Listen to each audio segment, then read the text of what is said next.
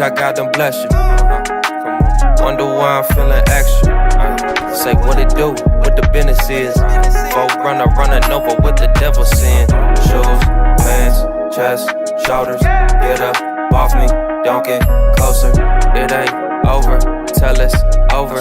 Game breaker, big joker. It's a whole lot of flexing going on. Feel like I could walk on water, lemon pepper stepper zone. We was really down bad, told my mama not for long. Held and thought they got another one, we know they got it wrong. And another thing, hold up now we don't wrestle with flesh and blood. I was out here wildin', ain't the same way that I was. Tapping when I pray, I'm tapping like I know the blood. Back up with the hate, respectfully, it's all in love. Hairline check, fade check. The only chains ain't broken is the ones that's on my neck. The coldest with some boldness got me flowing with the vets. It's all there, ain't no need to second guess. Yes, no pressure.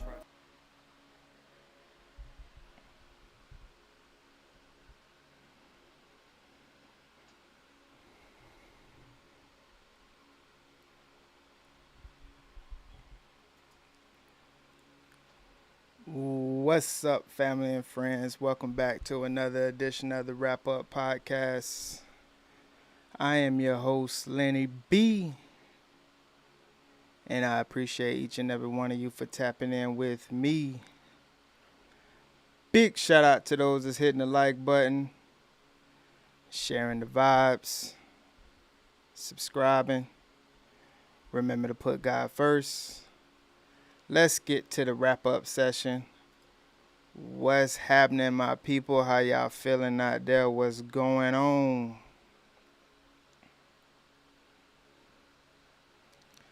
Let me do a couple housekeeping things real quick.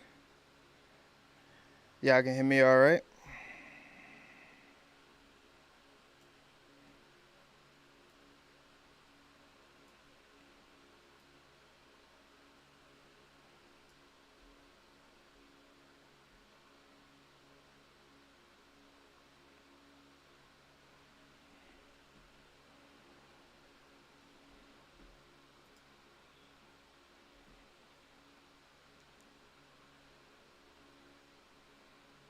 Get a couple things real quick on my end before we get it started. Let's see here.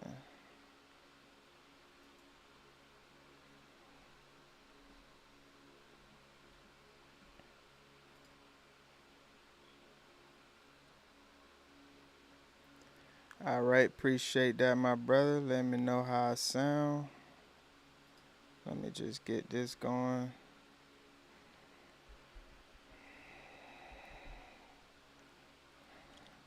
Always got to get the lyric of the day. We got here. Let's see how we looking. Okay. Looking good on there. What's happening, Woody? What's going on?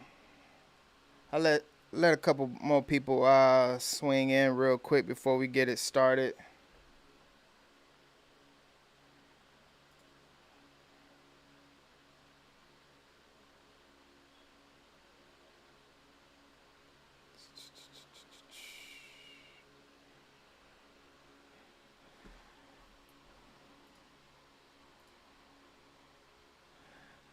How y'all Thursday treating y'all?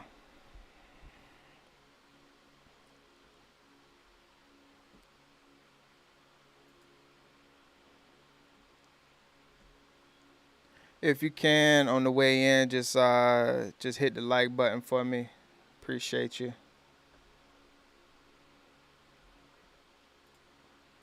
Let me make sure that everything is good on my end.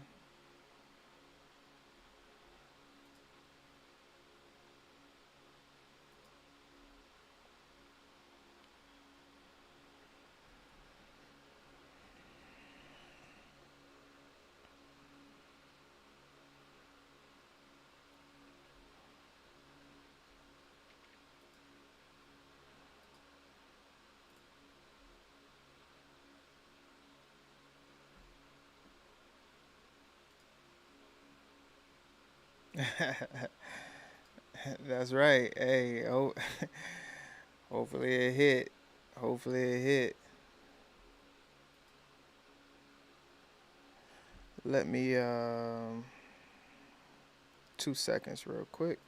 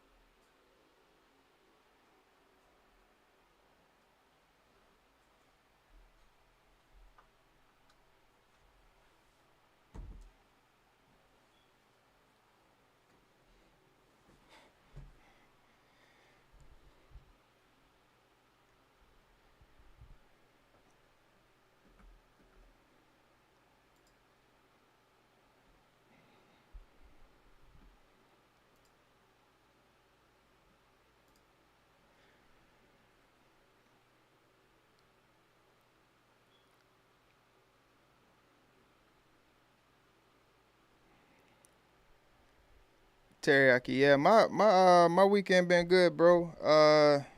Thursday, so got one more day. Um, Overall, I can't complain, honestly.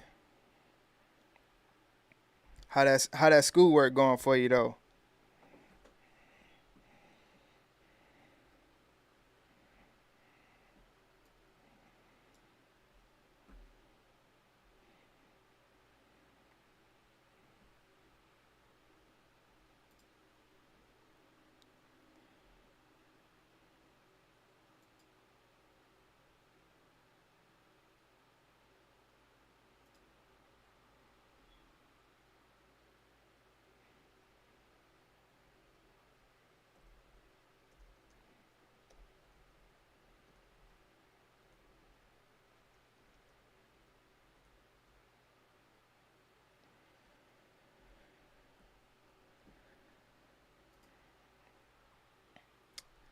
Teriyaki, how that schoolwork going for you?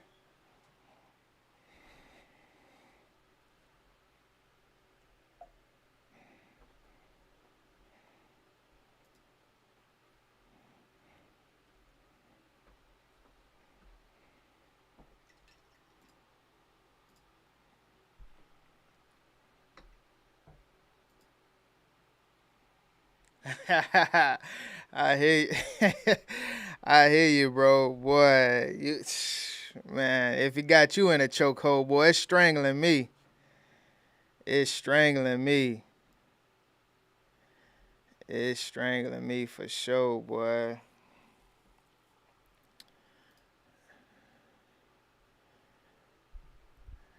Yeah, if you swing in, just drop a comment. Let me know you're in the building before we get started. Throw a what's up. Hit the like for me. Just let me know you're in the building real quick before we get started.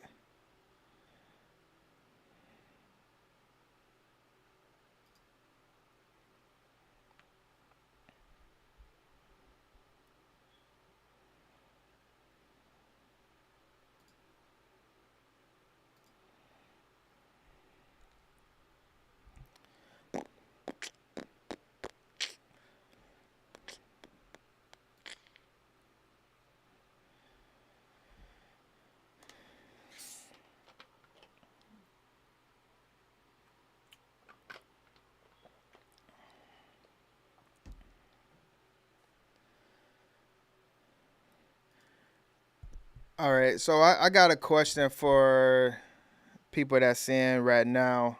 Um, Before we get started, something came to me earlier this week. One of my coworkers we was talking, and I it's an old clip, but I wasn't really too aware of it. I had heard of the name, but wasn't really hip to the to what was said. So my question tonight and throughout a couple episodes that we're gonna do is, where is the devil? That's my question. Where is the devil?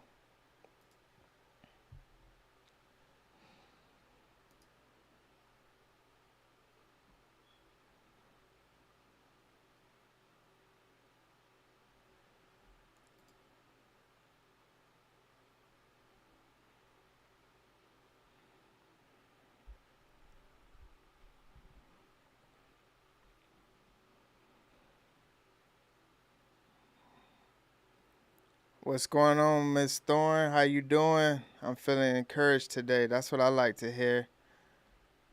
So my question to the audience that's in right now, where is the devil?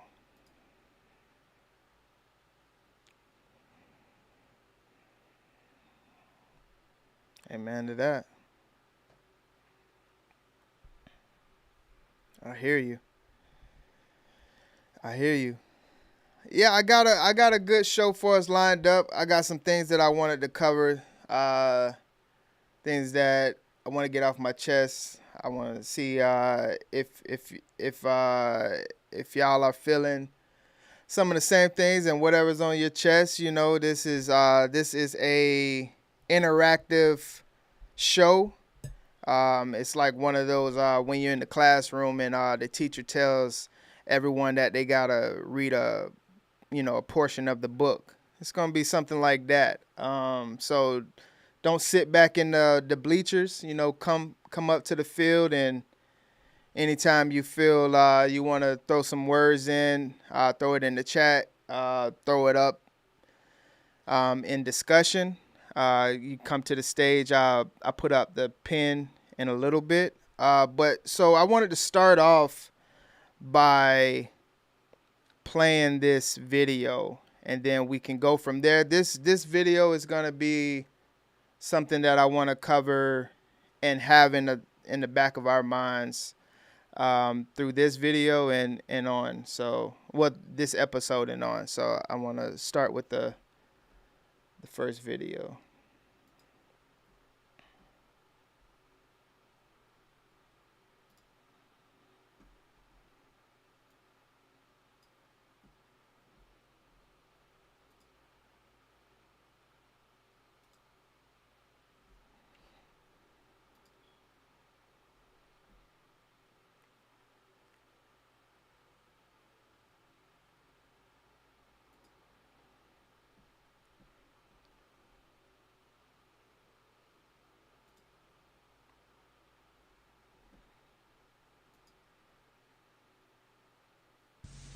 If I were the devil, if I were the devil, if I were the prince of darkness, I'd want to engulf the whole world in darkness, and I'd have a third of its real estate and 4/5 of its population, but I wouldn't be happy until I had seized the ripest apple on the tree, thee. So I'd set about, however necessary, to take over the United States. I'd subvert the churches first. I'd begin with a campaign of whispers. With the wisdom of a serpent, I would whisper to you as I whispered to Eve, do as you please. To the young, I would whisper that the Bible is a myth. I would convince them that man created God instead of the other way around. I would confide that what's bad is good and what's good is square. And the old I would teach to pray after me, Our Father, which art in Washington.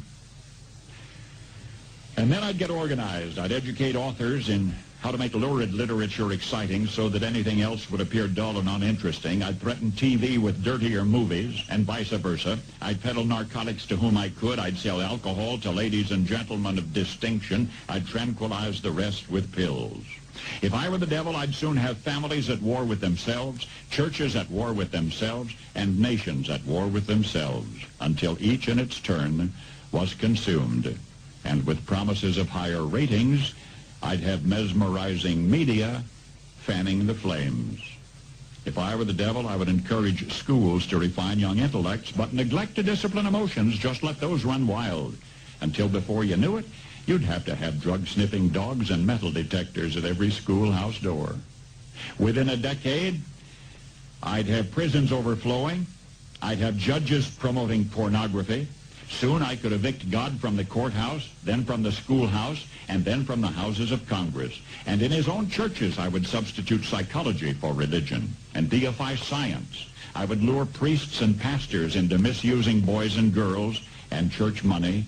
If I were the devil, I'd make the symbol of Easter an egg and the symbol of Christmas a bottle. If I were the devil, I'd take from those who have and give to those who wanted until I had killed the incentive of the ambitious. And what'll you bet? I states to promote gambling as the way to get rich. I would caution against extremes in hard work, in patriotism, in moral conduct. I would convince the young that marriage is old-fashioned, that swinging is more fun, that what you see on TV is the way to be.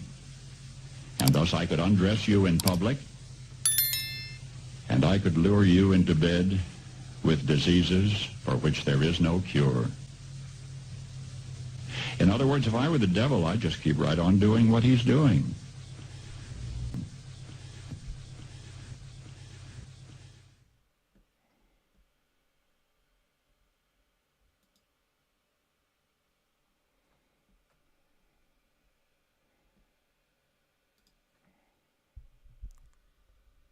If I was the devil, you see that? That A was police report has now been filed against Dallas Cowboys quarterback Dak Prescott. that was 1965, and a lot of things that he said in that. Would you feel like that is the times that we're living in right now?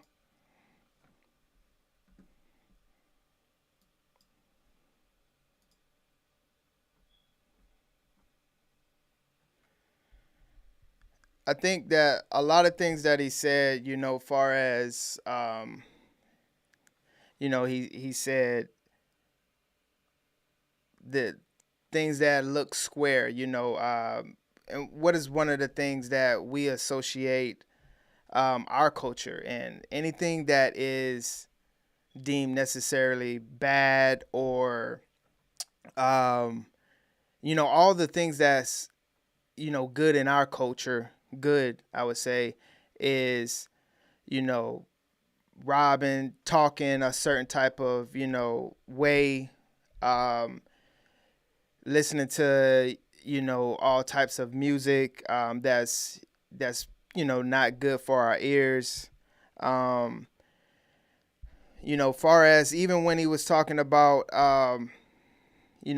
imploding within, nations fighting against nations, civil wars,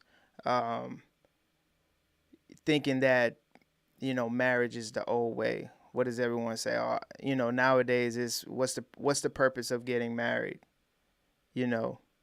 That's old times. I've even heard women say, I'm not gonna be like my grandma, go through the things that my grandma went through.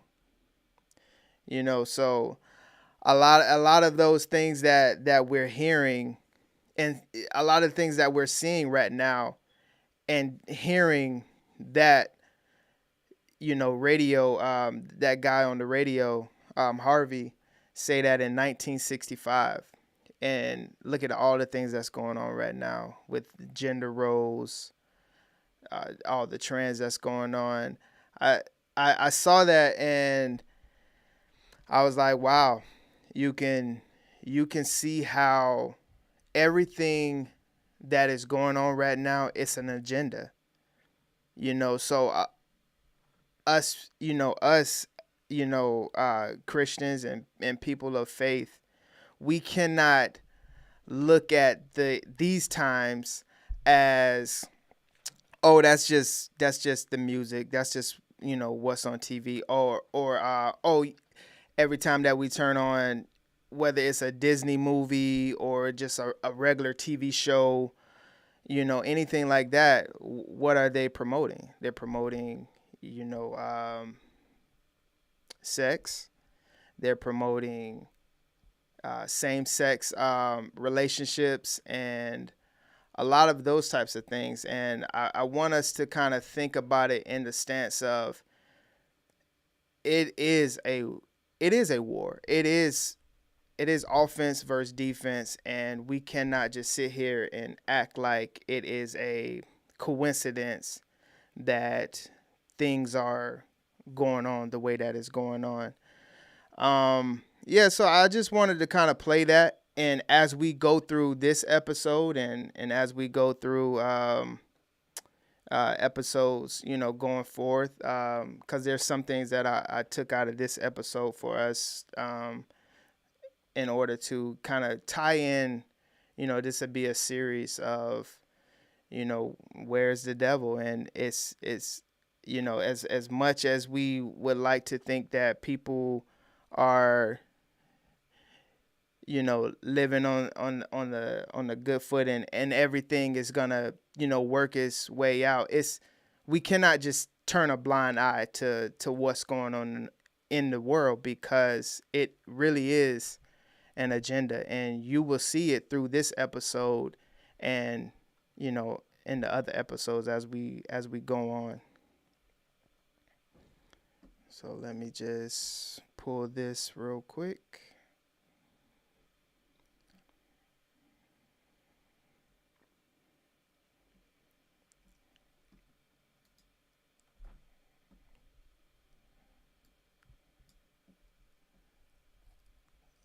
Let's see. Okay.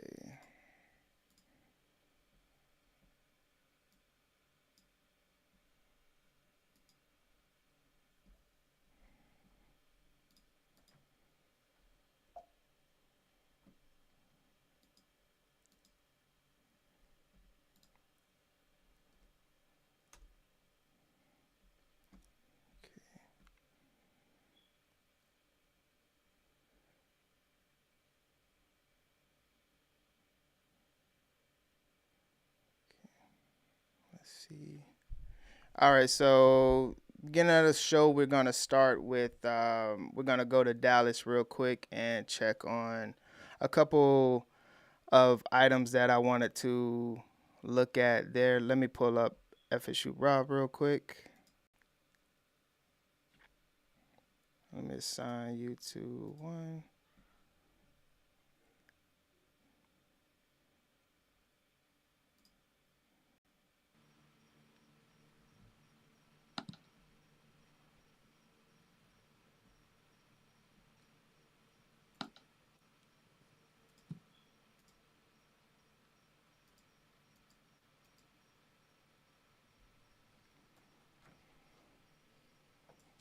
What's up, bro? You can hear me?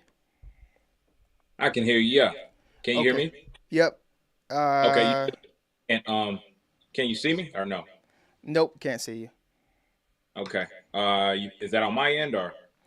Let me see. Let me make sure it's not on my end.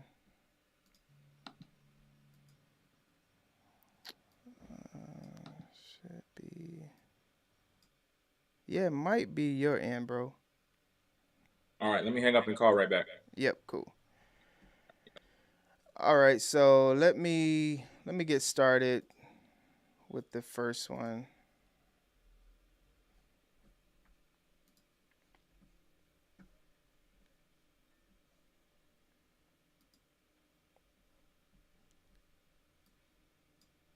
Okay, let me make sure that. Okay, yeah, I got you now, bro. All right. Perfect. All right. Perfect. Cool. What's going on with you? Not much, baby. How you doing? I'm good, man. So yeah, you see that? Like, I mean, that's 1965, bro, and everything that he's saying right then, is things that are playing out today. It's just by the past and trends. So he did that stuff wasn't necessarily in full swing when he was breaking it down, right? But he was looking at it and he was saying, you know what? I see exactly where this is going. right? If we Right. keep doing this, if we keep going like how we going, this is how it's gonna be. You know what I mean? Yep. And so he's basically saying the people that's speaking out right now, right? They're being called crazy, and he's just like, I'm here to let you know you're not crazy. Keep speaking out, because if not, so this 65 and we're what, 2025 basically. Yep. So, however many years that is, you know what I mean? 70 some years. And you look at it and you say, man, wow, you know, um, they told me it was going to be like this. You know what I mean? And Right. obviously that guy didn't make it to this day and age, but he gave out the blueprint. Like, that's Right. exactly what's going on in America today, man. That's Yeah. exactly not America. That's exactly what's going on in the world. You know, Correct. Correct. so Yeah. Let's go. because we Hmm. can get on here right now and we can bold predictions, right, about anything, right? You know what I mean? Like, me, I'm a sports guy. So I always take things in its simplest form. If the Cowboys don't do this, then in 10 years they're going to be, you know what I mean? So you can make those same predictions about society.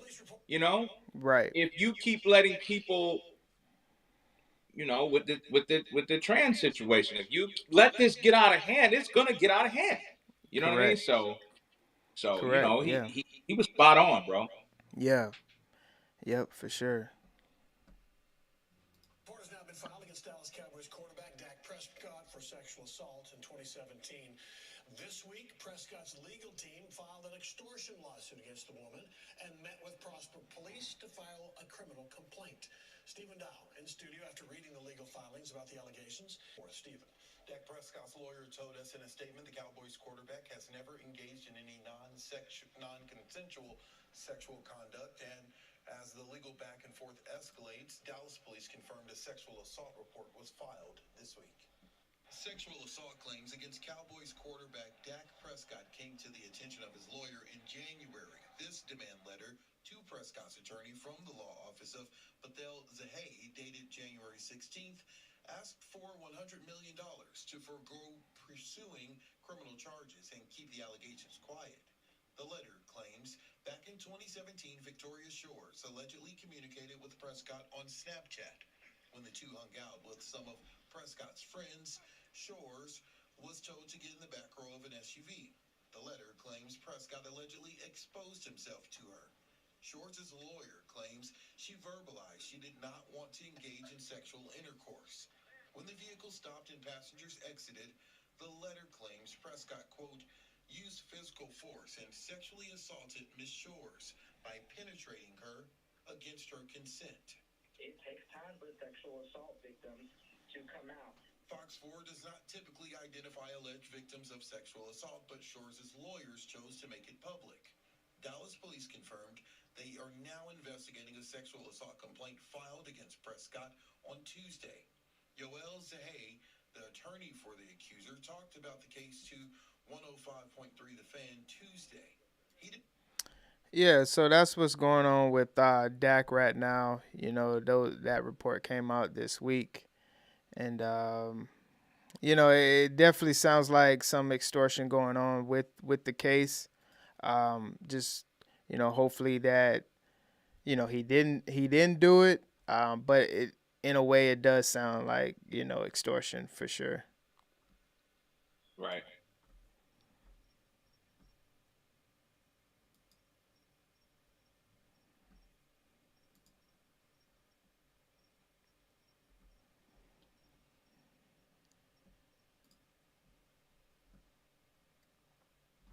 What do you think about it? I think that it doesn't. I mean, this happened in 2017, so I mean, I do know that it does take victims sometimes to come out later. Mm-hmm. But just hearing that, hey, in order for me to shut my mouth, I need 100 million. That's a red flag for me for sure. Go ahead. Yeah. That. Where do you get the $100 million figure from?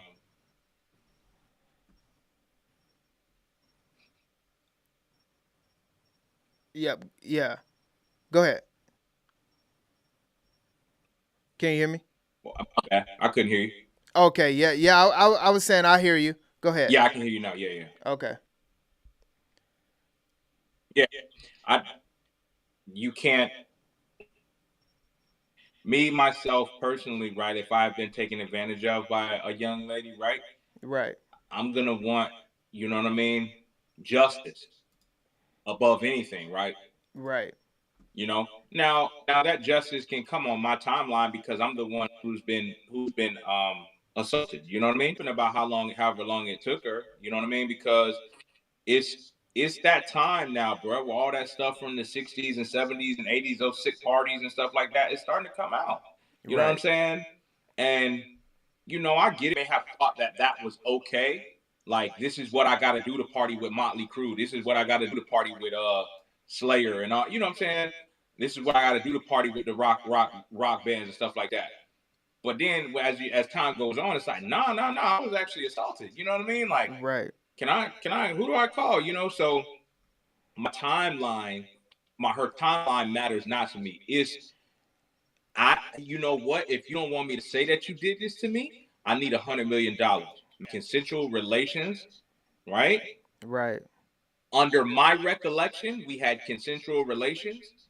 If you are disputing that, then we need to take it to court. But you don't look good when you say off top, I need 100K. 100K is all right. 100 million? Yeah. 100 million. You know, I don't know. That's unfortunate. I hope that prayers to all parties involved, man. Let me just leave it there. You know what I'm Right. saying? Yeah, and like Kathy asked, like why is stories like this so common in sports? I just think that a lot of times guys are not careful. One, and that's just a general statement from just Mhm. regular guys on the street and guys with money and things like that.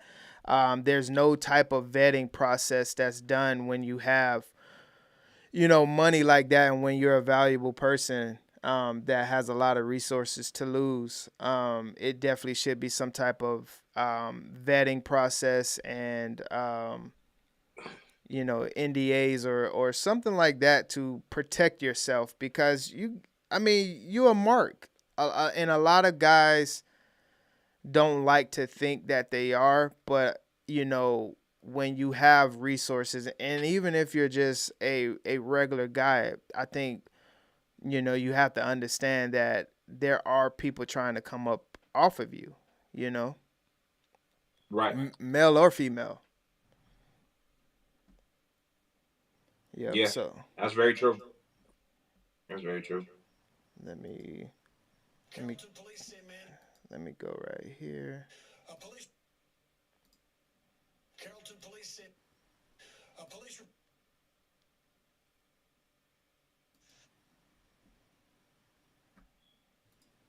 That's tough, man, because Dak is, he has a good clean record out here.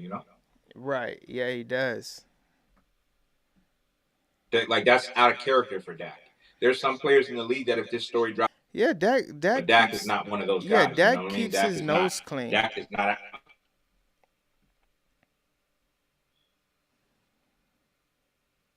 right. Yeah, let's And also at the same time, bro, I don't know Dak. You know what I mean? right. Yeah. I mean, but like, yeah, of course we don't know what a man, or what anybody does behind the closed doors or anything like that, but he has had a squeaky clean image since he entered the league, for sure. Right. Yes, he has. Yeah. Let's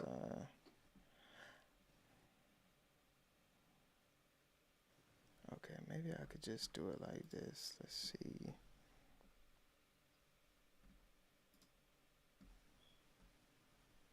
Texas. While at a Carrollton hospital. The information led detectives to 25-year-old Carlton Tembeoga, and they charged him with sexual assault. When detectives identified a second victim, they charged him a second time. Since then, they've contacted 4 more potential victims and believe Tembeoga committed sexual assaults in the Metroplex, Houston, and Atlanta, Georgia.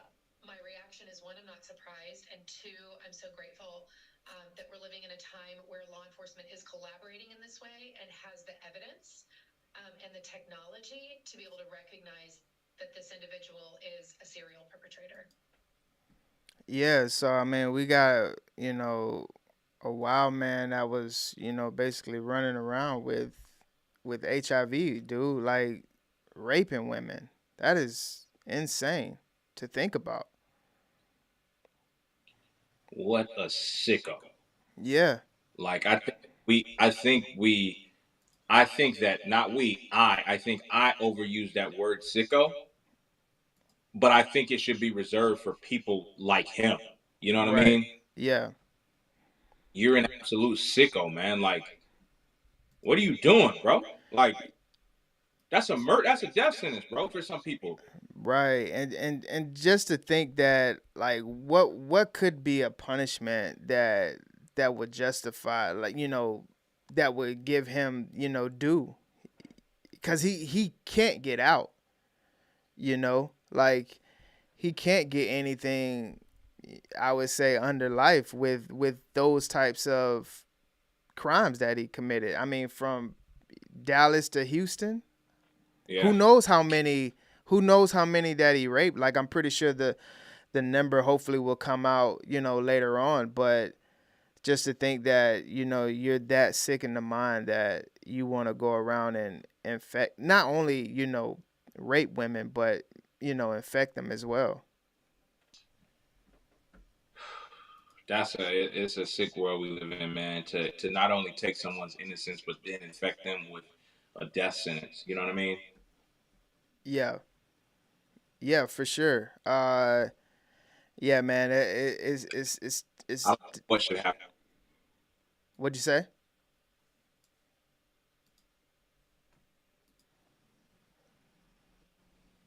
Go ahead. I don't know what they should do on me. Work him eight. Rob J says work him 18 hours a day. I'm, Work them to death. yeah, for sure. Yeah, Yeah, for like real. that. Yeah, the punishment has to be severe because he willingly knew what he was doing. He should be castrated, right? Well, I mean, he definitely probably wouldn't be out on the streets anymore. So yeah, that's tough, bro. Yeah, man. It's even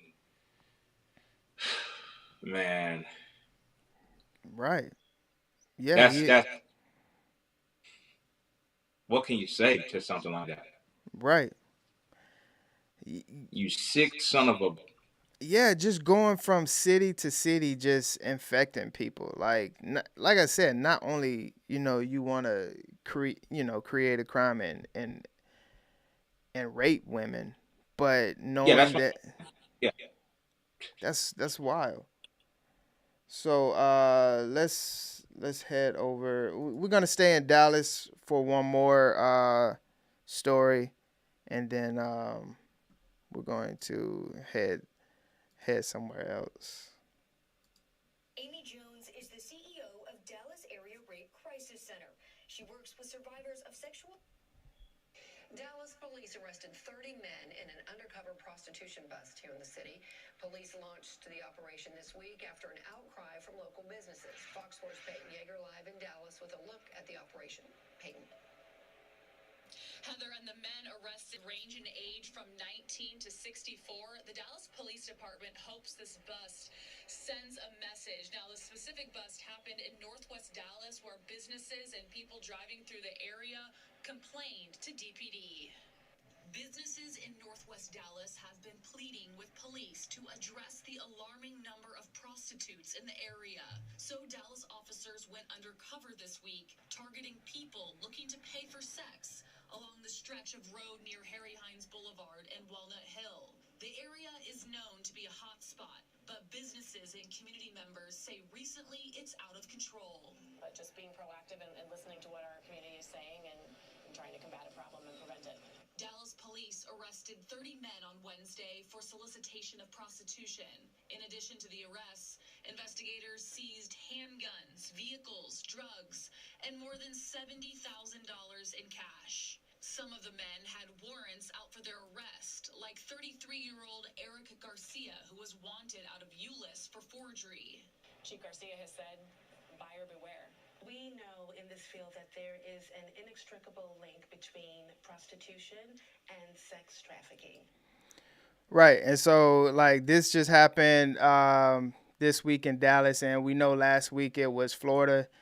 And as we've seen the influx of migrant women and migrant people, I have been reading a lot of stories of, the sex trafficking it's already it already was a high number, but even now it's the percentage of it going up is even more now. And this is one of those things that, we're in America and we think that this is when you hear stories like this is like third world, type of problems, but this is literally in our backyard. Right. That's you know it's out of control, man. Because to prostitute, right? To get out late like that at night is one thing. They just showed a lady on the blade during the day. Dog. Right. Walking the streets during the day is some of the craziest stuff I've ever heard, bro. Like, Yeah. and like you just said, I've only seen that in third world countries. Right. You know what I mean? Right. But just think about it. I Job, mean, they're gonna get their 12 hours. You know what I'm saying? They're getting in what they put out. Like, and just 30 people, bro, is a lot. yeah. And I think that the police in Dallas were just like, you know what, that's enough for today. Like, they could have got more. Right. Right, for sure. And just think, That's like, insane. these women most likely have to work day in, day out because of the fee that they probably are charged. The women in Florida was charged 3,000. $3,000 a week. Every Friday they had to come up with $3,000. So, like, yeah, of course they have to put in hours. So it's just tough to see that this is the reality of the U.S. And you're right. The from all the things that's happening, like, you'll be surprised at the stories that I see in New York with the brothels and the stings and stuff like that that's going on. But yeah, it's big out here. Like, yeah, and yeah, Teriyaki say it's everywhere in Cali as well. And yeah, I mean, Cali is a big hub, like, and it's one of those things where it's just like it's not going to slow down because of the influx of migrants that's coming over here and needing some type of work and people getting exported out. And so it's one of those things that we're going to definitely see a lot more stories of stories like this. And the revenue it generates, that's another thing why it's not going to stop, because Right. the revenue that it generates is, unprecedented. That's why they can fly for free and do all the things we talked about a couple episodes ago. Like, you're not able to do those things if someone doesn't know that this is big business. Right? You know what I mean? Like, Right. Yeah. And Rob J says it happens so much that until you're trained to see it, you may not even recognize it. He said, go to Wawa on Palm Bay Road and look at the dynamics of people.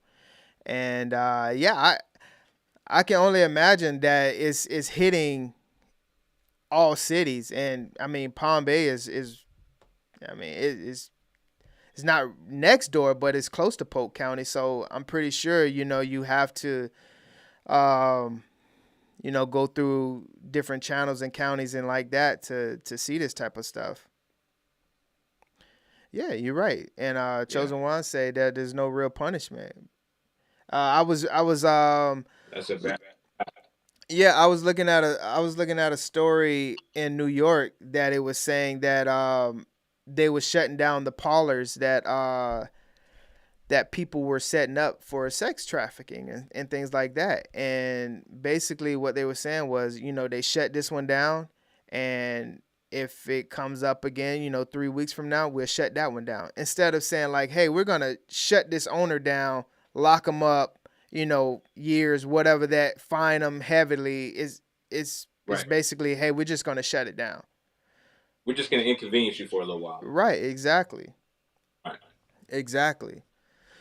So, um, yeah, we covered a wild story last week with the school fundraising, and I got a lot of feedback on that was wild. They never seen anything like that.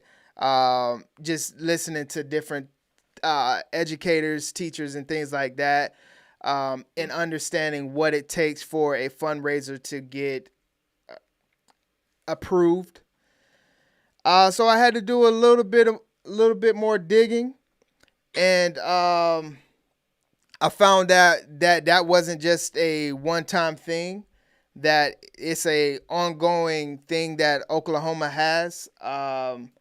So I just To wanted this to, day, bro. yeah, bro, to this day. This has been going on since I want to say '96. They have there's two different types of fundraising weeks that they have there. One of them is named Swine Week at one school, and the other name, I can't remember the other name. But it and these are high schools. These are not elementaries, bro. These are high schools.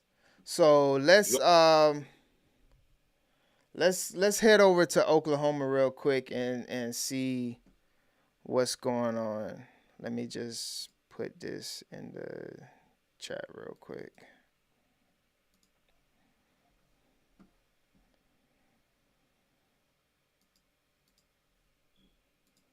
What do you mean it's an ongoing, bro? This is crazy.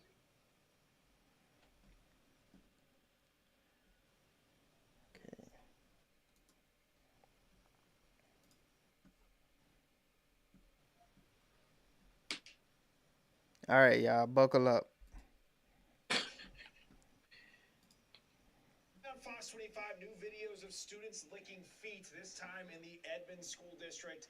After our reporting last week on a video of students licking feet as part of a fundraiser at Deer Creek High School, multiple viewers reached out asking us to look into Edmond schools. We found that students at Edmond North and Edmond Memorial High School have participated in similar events in the past. Fox 25's Peyton May joins us live. Peyton, how long has this been going on? Well, Adam, this wasn't just a one-time fundraising idea. We found videos spanning over several years. I want to warn you, some of the video you're about to see could be disturbing for some. This video was taken from the YouTube channels of Edmond North and Memorial. Publicly posted footage of their students licking chocolate, peanut butter, and other condiments off feet and armpits, all during their week-long philanthropy events, known as Balto Week for Edmond North and Swine Week for Edmond Memorial. The most recent video is from 2020, but we found videos going back to 2015. We sent the video you just watched to Edmond Public Schools asking for their response. They noted the feet licking, quote, didn't happen this year, and the district spokesperson didn't respond directly to the videos we sent them. Instead, this is their full statement. Quote, we are proud of our students for the tireless work and immense effort they put into each of our philanthropy weeks. Already this school year, our North and Santa Fe students have raised more than $416,000. Bro, look how much money they're raising. They're working tirelessly, bro. Of course. They're sucking the toes off. Man, what? With Swine Week at Memorial still to come. EPS school administrators, just like our surrounding districts, work with student council sponsors to make these weeks as impactful as possible. Through their efforts over many months, metro area high school students learn countless life lessons on how to make a positive difference in their community. We've reached out to Edmond Public Schools multiple times, giving them opportunities to update their statement or interview. Reporting live in Edmond, Peyton May, Fox 25 News. YouTube channels of Edmond North and Memorial publicly posted footage of My their brother students in licking Christ, would you chocolate, please peanut pause the butter, video and right other there, right there, condiments. pause that.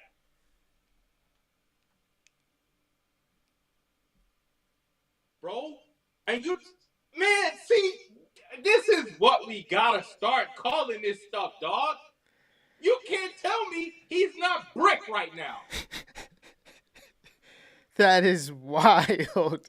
Dude, Listen. he has a teenager's face firmly planted in his pits. So check this out. So I was doing a little research, and the superintendent, right?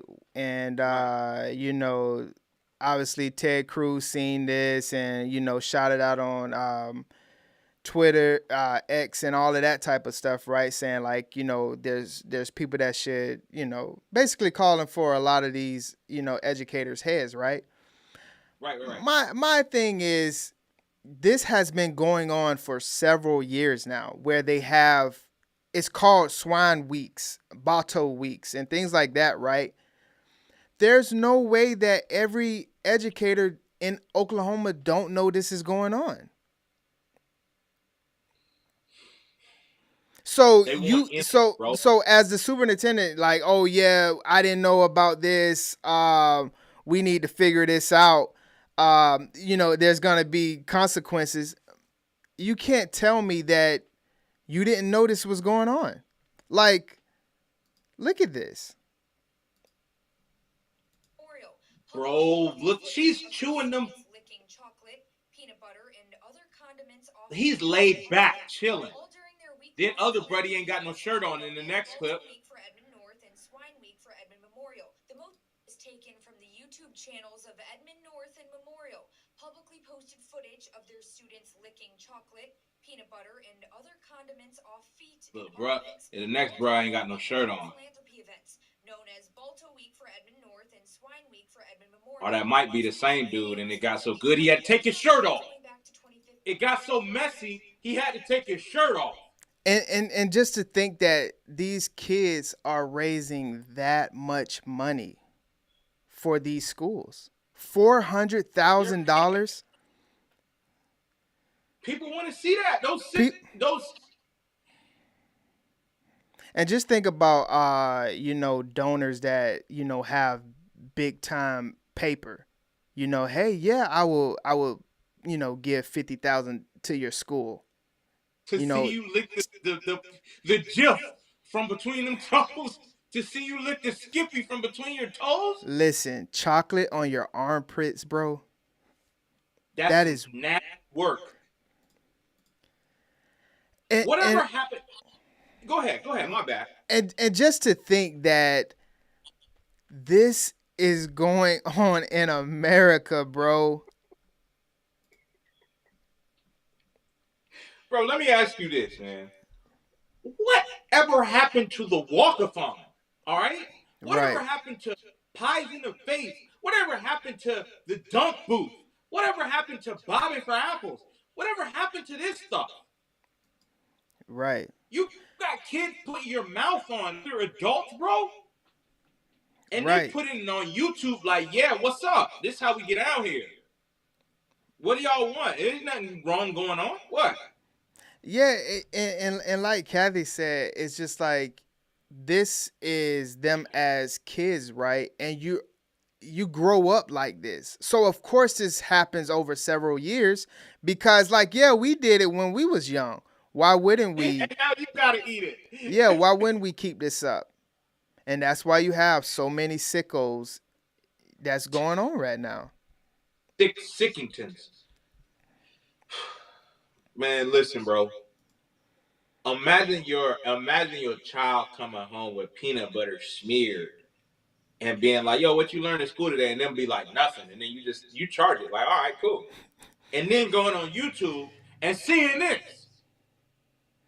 Right. Man, this is... Exactly, bro. And thinking about it, like Caressa say, it's a reason why we're not hearing this as an uproar. Like we would be if our kids were, came home, and said something like this. Right. That it's obvious that the parents are condoning this. Yeah, they love it. They love it. They love it. They encourage this. Listen, bro, I thought the last one was bad that we saw. This is worse. That takes the cake. Put them on foot patrol. Dog. I can't believe this, man. And the parents is like, yeah, this is cool. Yes. Because we're raising money. Bro. Look at that. It's smeared in his toes, bro. I don't know about you, but I got some bad feet, dog. I was taken from the YouTube channels. Look at that. She's like a rabbit, like licking chocolate, peanut butter, and other condiments off feet. He kicked back like this. Listen, do you know how nasty your armpits are, bro? From the deodorant to just sweat to it's your armpits, man. It's your pits, dog.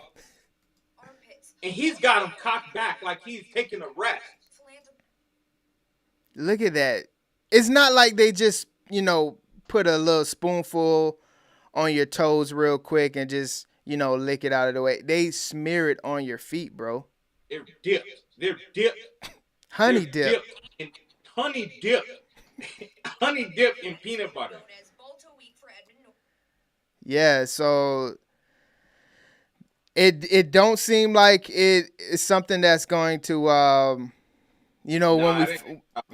when we first saw the story, we was just like, oh, this is I'm pretty sure the parents was outraged and this is gonna this is gonna stop right here, but this has been going on as we see for years. And they're right, and they're raising $500,000, bro. So of course they're going to keep this up. So this brings me back to the only and you can relate to this. This brings me back to the only sicko initiation I've ever had to do. And you know what I'm about to say. When you cross the equator in the Navy, you gotta be a polywog. Right. And then so you go out from being a polywog and then to what do they call it when you cross shellbacks. Shellback, baby. Right. Yes, sir. Shout out to all my shellbacks out there.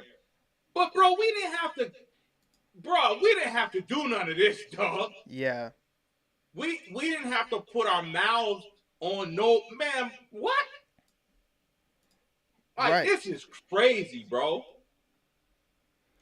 Yeah. And that's the only initiation I can think of, dog. Yeah, but honestly, we don't know what happened in birthings and things like that. There are probably stories of people having to do things that's not in the open.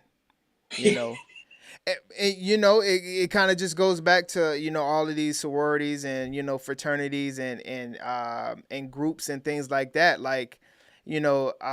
To be a part of something, you just never know what goes on behind closed doors. It really is an initiation.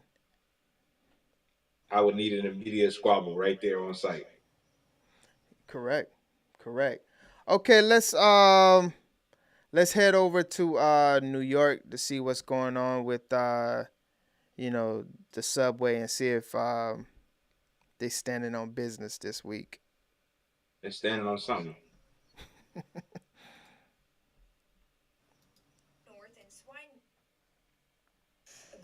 Concern today over Governor Hochul's plan to curb subway crime, this time from the union that represents transit workers. The governor's 5-point plan includes deploying members of the National Guard, adding additional cameras, and banning repeat offenders from the system. But the union says it falls short. They say it does not offer a long-term solution, and it's not doing enough to protect transit workers. That union now calling for changes to bail reform laws. The union has even taken out a scathing ad in the morning papers. Eyewitness News reporter Anthony Carlo has more from Brooklyn Heights.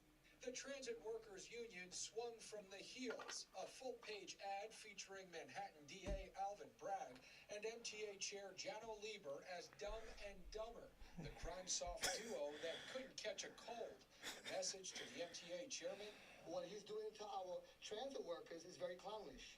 When you don't provide doctors or when you don't follow up, we went to court. There was not a member from the transit authority with us in court. Does he really care about us? The raw and fiery comments from the union president follow the beating of station agent Noreen Mallory just last month. Richard Davis says the governor's new plan to protect New Yorkers by deploying the National Guard for back checks only scratches the surface. Just this morning, he says a transit worker was spit on. I would like to walk the two brothers and see if he'll take it from me. And then we'll see if that's okay.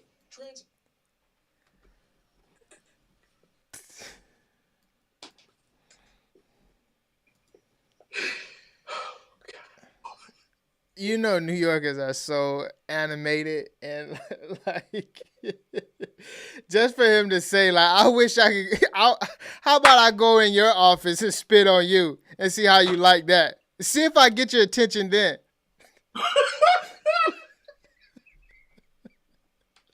This is not right that man was spit on like that, bro. But golly, For real. Been telling y'all. Yeah, man. So you know the union is obviously the union is definitely gonna make noise and make sure that their people are taken care of, and seeing that transit workers are getting beat up. Like, did you see that lady's eye? All right, let's move on because you wow. Bro, listen, bro. Go ahead. Subway, a group of people attacked by a stranger with fire. Good evening, and thank you for joining us. I'm Gilda Avalos. I'm Adam Cooperstein. Tonight, police are looking for that man you just saw holding 2 cans of fire on the subway platform. They say he lit the flammable liquid and then threw the cans at a group of strangers. The attack happened at the 28th Street stop in Chelsea along the 1 line. And police say that group was just standing on the platform when 2 flaming cans came flying their way. Look at him, man. Bro, this is some Grand Theft Auto. This is what I do in Grand Theft Auto, bro. Look at his face, bro. He's literally deranged, man. Thankfully, no one was hurt, but that guy who did it, he is still on the loose. And News 4's Checky Bedford is live in Chelsea. And, here we're looking at, Checky, another random attack on the subway. Another random attack indeed, Adam. And, we've seen some crazy things in the subway, but this one is right up there. Can you imagine standing down here and seeing some guy with... You saw the lady in the back? Watch the lady in the back. Imagine standing down here and seeing some guy with... Indeed, Adam. And, we've seen some crazy things in the subway, but this one is right up there. Can you imagine standing down here and seeing some guy with fire in his hands and then him throwing it at you? Luckily, the cameras right here behind me captured it happen.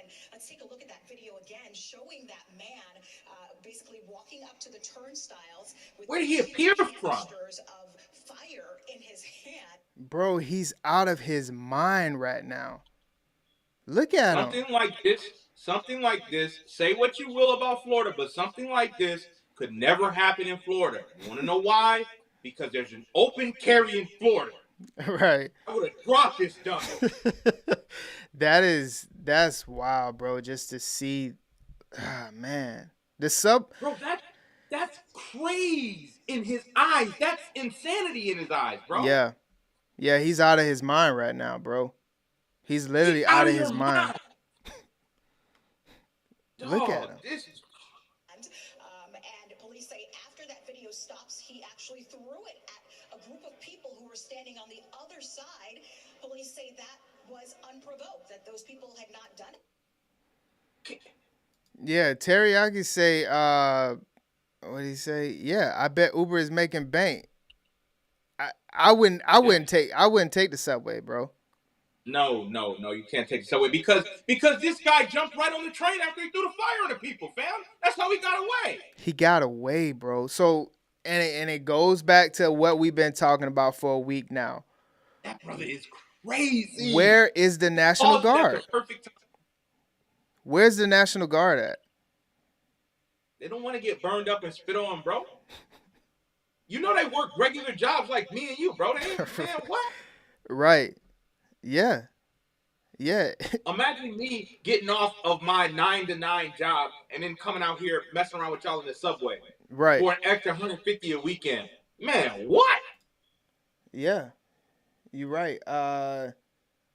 So And they yeah, don't that want they don't want to pay the overtime bill for the NYPD. The NYPD was down there. They said y'all price too high. right. They got the $6 million bill from the overtime. They said, nah, you know what? We're gonna call in them. We're gonna call in the. They don't want to imagine that. Saying, nah, you know what, NYPD, we can't pay y'all overtime too, man. And they were just like, you know what? All right, let the city burn then. And then this guy comes in. Being able to open carry in a pair of Reeds is crazy. Yo, hey. hey, book. Hey, book. Book, back for my bumper, boy. hey. All Hey, right, for real so though, man. yeah, that's New York, and we got a lot of DMV folks in here, bashing New York, and they want to talk about Reeboks. So let's go see what they got going on. Yeah. Let's go see what's going on Florida. A student sexually assaulted and robbed while on her way to school. Those were the words that were written in a letter from Connections Charter School to parents in the community. Now, Baltimore police are looking for the person they believe is responsible. Children everywhere do it every day. Walk to school. But this Friday morning, the walk to school for one Baltimore City student turned into a police investigation. That's sad that something like that happened. A student robbed and sexually assaulted while on the way to school. It's what Connections Academy wrote in a letter to the school community. That's crazy. It shouldn't be like this. People gotta watch these kids and watch these surroundings. Baltimore police say they responded to Tioga Parkway around 9:45 Friday morning for the robbery and sexual assault. The victim told police she was approached by a man wearing all black and a mask. Police say the suspect pulled out a gun, told the victim to lift her shirt, and sexually assaulted her, all before robbing her of her backpack. It all happened near the intersection of Gwynns Falls Parkway near the Mondawmin Mall. Bro, like this girl is in middle school. To ruin her innocence is one thing, and then to rob her of her belongings. Bro, what do you think you're gonna get from me, fam? Right. Yeah, Yeah. take my science and math book and my $5 I got for lunch, bro. What are you doing? Right. Right, man. And like, and she was walking to school. That's daylight, bro. And he's in her neighborhood. Exactly. He's in her neighborhood. Exactly. This is Baltimore is not the DMV. Okay, so they, they don't want to claim Baltimore, but so let's go a little south to PG County then. You can get popped out here in Prince George's. Meanwhile, leaders in Prince George's County say youth crime has gotten out of hand, and now they want to hear from you about your biggest concerns. A new listening session tour is underway. The goal is to hear directly from the residents and come up with some solutions. Randy Ayala is in the studio now with what's been discussed so far and when residents can talk face-to-face with council members again. Yeah, guys, 2 council members are hosting these listening session tours. 2 more are taking place this week. It's essentially a brainstorming session. Residents can voice their biggest concerns, and then the group, along with county leaders, discuss solutions. Biggest concern talked about so far is going to be juvenile crime. Those sessions kicked off Monday night in Brandywine. Carjackings, police staffing, safety in schools, and retail theft. Just some of the issues neighbors are bringing up here. Council members Calvin Hawkins and Juanica Fisher hosting this event. Police data shows last year in the county, 147 kids or teens were arrested for carjacking and nearly 100 for carrying a gun. Hawkins says he's working to get an anti-violence program up and running in the county by this summer. It's called Young Minds, Inc. And Hawkins says what makes this program different from others is young people would be the ones mentoring their peers. In those communities where there's high crime, where truancy is high, we got to go reach them, because the longer they stay involved in activities that involved with the criminal justice system, their chances of rehabilitation get start closing and shrinking. Both council members said there are other programs in the works right now in an effort to reduce youth crime in the county. If you're interested in attending any more of these sessions, there are two more happening this week, tomorrow at Hyattsville Library and then Thursday at the Wayne K. Curry Administration Building in Largo. Both meetings start at 6 p.m. You don't have to register, but it is encouraged. And we have the details for you right now on our website, Yeah, so I mean, they obviously we've been covering DC, the DMV area for a while, including Baltimore. I guess you want to throw them in since y'all don't want to put DMV Baltimore in the DMV. Yeah, so they're trying to see, different programs, adding team to team, peer to peer type of leadership roles and things like that to see if that helps out, and we'll keep rolling in PG County. So just a few hours ago, Prince George's County Council members kicked off a listening tour. Their goal here, to give people a platform to share safety concerns and talk about solutions. We sent our Rafael Sanchez Cruz to the meeting, and as he found out, some of the biggest worries surround children and crime.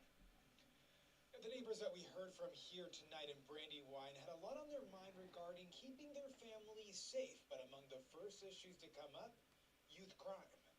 One by one, carjacking. Brandywine neighbors voiced their concerns about the issues that are keeping them up at night during a listening session at the Southern Area Aquatics and Recreation Complex. At the top of the list, youth crime. Council members Calvin Hawkins and Wanika Fisher hosted the event.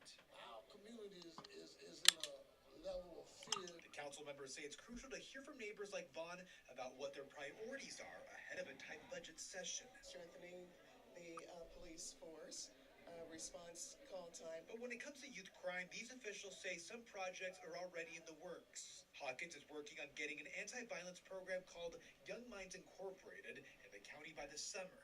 He says what sets the program apart is that it has young people mentoring their peers. We got to get out there where the rubber meets the road, in those communities where there's high crime, where truancy is high. Just last week, Prince George's State's attorney sounded the alarm on the number of truant students that are committing dangerous crimes in the county. Councilmember Fisher says it's a region-wide issue, which is why D.C., Maryland, and Virginia are currently working on improving how they share their profiles. And it's kind of weird and wild that the DMV area wasn't sharing profiles of crimes that are committed, because it's such a condensed area that if I did something to DC, it only makes sense that the surrounding areas, Virginia, Maryland, would know my rap sheet. Right. Of kids in the juvenile justice system. Let's say a juvenile has 10 incidents in DC and they have their first one in Prince George's. It doesn't mean I can see the 10 incidents in DC in their profile to know what kind of child am I dealing with and what's the seriousness of the infraction. Just one example of how kids are committing crimes in multiple jurisdictions is the case of Caden Holland, or Baby K. The 16-year-old is accused of climbing aboard a Prince George's County school bus and pulling a trigger on a student's head. The gun jammed. However, Holland is also charged with murdering a woman in D.C. This is just a... And that, you remember when we was talking and we was wondering, like, how does this happen to where Baby K commits murder on a woman and then is able to do that to a kid? That's why they wasn't sharing information. I can't understand why not. You know what I mean? Right. Yeah. That's to think that they're just now starting to do that that's wild. Don't make any type of sense. Right. Um. Just make it all state. I feel like. Just make it one state. One big state and just have them. You know what I'm saying? Like. What would they combine as? Virginia. Yeah. Just make them all Virginia. just make them all Virginia. Virginia's for lovers. Right, yeah. They need some love up there, man, because this is crazy, bro. Like,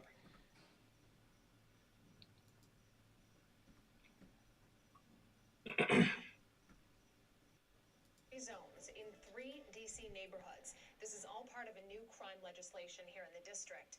The new zones are located in the Chinatown Gallery Place area in Northwest, Fort Ricketts in Southeast, and along Benning Road in Northeast. Now, under this new legislation, officers can break up gatherings of 2 or more people if they believe that drugs are involved. An officer must base this on visual evidence, reliable sources such as known gang affiliations, or people known for drug offenses. The drug-free zone, it gives better awareness to the community of the area. It highlights the area where we are having drug activity at, as well it provides an increased presence in that area. And it does give us the ability to engage individuals that are in the area with the purpose to engage in drug activity, to have them leave that area. We did not have that ability before the law was implemented. Now, under this new law, police can declare areas drug-free zones for 5 days. An arrest can result in more than $300 in fines and 180 days in jail, or even both. For the exact boundaries of the drug-free zones, visit WUSA9.com. Yeah, so they're saying that drug-free zones are good for 5 days. But like you heard them saying that they can break up 2 or more people if the cop is suspected that there's drugs, or he's seen something. He can't just go over there and say like, okay, yeah, I'm gonna break this up. He has to quote unquote have reasonable doubt to go do that. And it in a way, like, I understand, because let's be honest, there has been a lot of crime going on in the DC area, but that don't sound like the way to go, Bro, it's uh, all this does is creates an overcorrection in the black community, right? That further hinders our, you know, ascension, because when you do things like Teriyaki said in the chat, it sounds a lot like stop and frisk. Do you know what that did to the black community? Stop and frisk. You know what I Right, mean? right. That set us back, dog. Like, you know what I'm saying? Like, I'm all for, like, yeah, get pulled up by your bootstraps and all that stuff like that. But when you invoke stuff like this, you know what I mean? The war on drugs, stuff like that is like, it's like buzzwords, code words for like, all right, look, we gotta, you know what I'm saying, cut down on some of this stuff. And it's like, in this drug-free zone, you can do me however you want. Right. What are you talking about, bro? Like, it's just, I don't know, man. Yeah, and you can see the areas that they're putting it in, you know. They ain't put Upper Marlboro, I'll tell you that. They're putting them in, Boogie's hometown, Benning Road, Southeast, and, all of those types of places that. Shout out to man. Yeah, because he from Benning Road. He don't like to let it be known, but I know the truth. I know the truth. So so that's what's going on in New York and the DC area, DMV area, including Baltimore. Let's go over. Let's start talking a little bit about the migrant situation and what that looks like for Biden and in the country.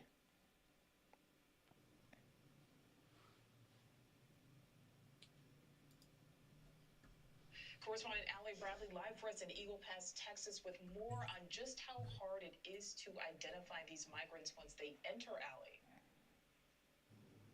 Yeah, hey, Nicole. So migrant crossings here in Eagle Pass, not a rare occurrence here. And we know a lot of the migrants that are crossing, they have the intention of coming here and starting a better life and abiding by the laws of the United States. And we are learning that there are some migrants who have no intention of following the laws and are actually using those false documents. So in the case of Jose Antonio Ibarra here, he, of course, the Georgia murder suspect. Now, upon his arrival, he apparently gave his Venezuelan ID number. We actually got our hands on that, along with other information.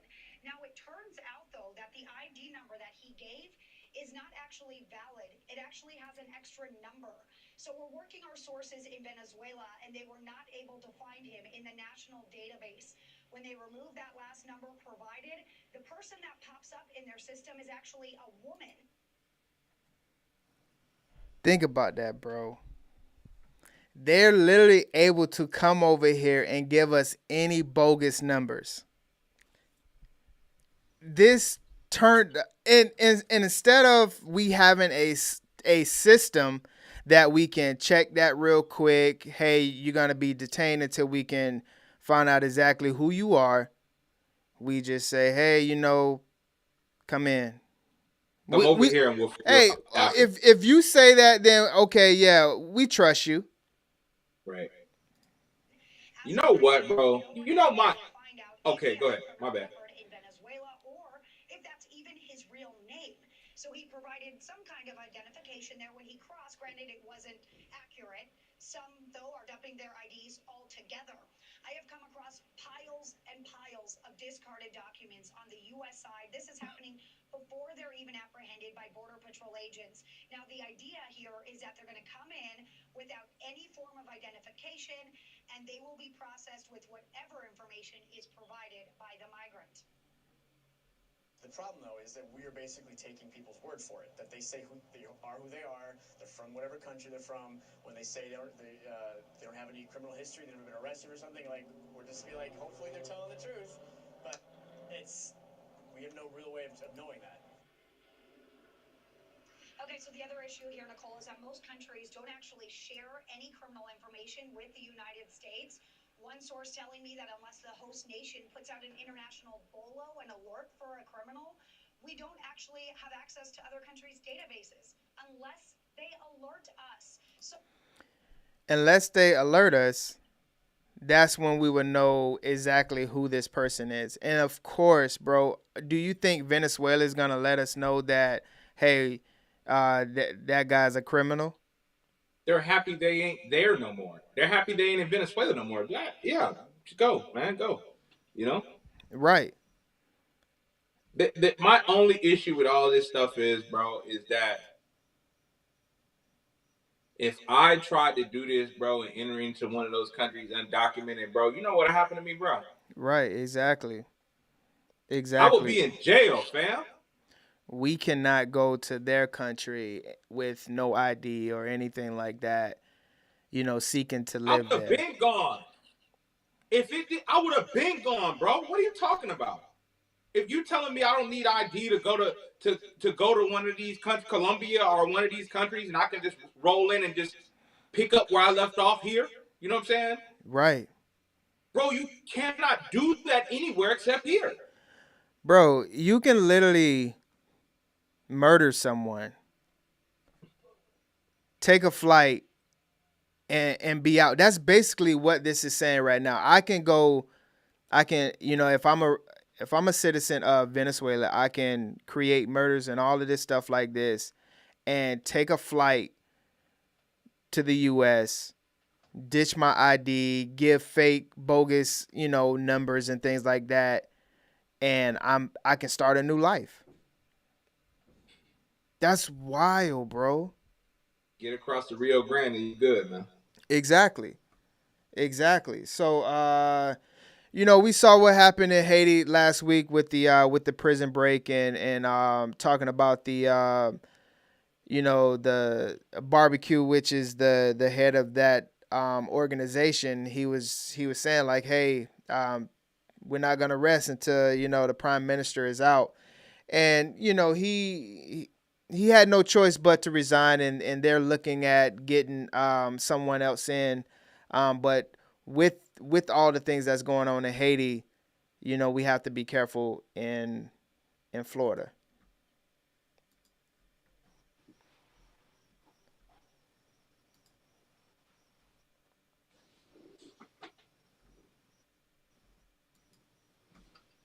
Growing fears of a mass migration because of the crisis in Haiti. Authorities are on edge from South Florida to Washington, D.C. The State Department and Pentagon are on alert and keeping a close eye on what's happening on the ground in Haiti. And Governor Ron DeSantis is taking action to make sure Florida is prepared for a possible mass migration. Let's get right out now to Local 10's Glenna Milberg, live in Miami's Little Haiti neighborhood with our top story at 6. Glenna. Calvin, Nicole, just let me start with this. There is by all accounts, no evidence right now of a pending mass exodus from Haiti.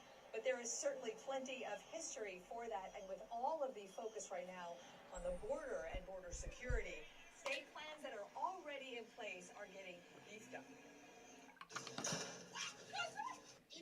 international community gets behind a new Haiti-led transition plan to end the gang uprising. Choose a new prime minister, an interim prime minister, to establish a National Security Council, and to put in place an electoral commission. The warlords, technically now at the power, are announcing they will not participate. And Florida is preparing for a potential influx of desperate people. With this letter today, the governor added 133 state guardsmen and women and this list of state personnel, air and water support, mostly to the Keys, to an ongoing migrant interception plan. There's no evidence of it. Right now, people cannot leave their house. There's no public transportation. There is no current intel of an exodus, but there is decades of history of it. Most recently, the 15,000 Haitians that surged the southern border in the months after the assassination of then President Jovenel Moïse. A potential migrant crisis adding to current political tensions over border security. What are we doing to prepare for that wave and to ensure that these people are not paroled into the United States as the administration has done with people on the southern border? At this And so, like we said, we've already seen how many Haitians that has came over here already. And, with this happening, the Marines having to go over there and, help the American embassy in Haiti and rescuing some of the Americans that's in Haiti right now. You can only imagine that there will be, boatloads that's coming over here. And I think DeSantis is doing the right thing and getting ready, and that's all we could kind of, hope for is the proactive, not reactive, governing. And hey, okay, this is what's going on. Let's start making actions ready. So in case that does happen, we'll be ready instead of, okay, we got 50,000 Haitians at the border. Now what? DeSantis ain't gonna let him in without a fight. I can tell you that right now. Yeah. Right. He don't like to let people in. He don't like to let people out. Hey, he not gonna let them in without some type of nah. Right. If it happen, he might cut Miami off of Florida and just be like, y'all your own thing now. You know what I'm saying? Right. Yep. And so let's go over to Chi-Town real quick.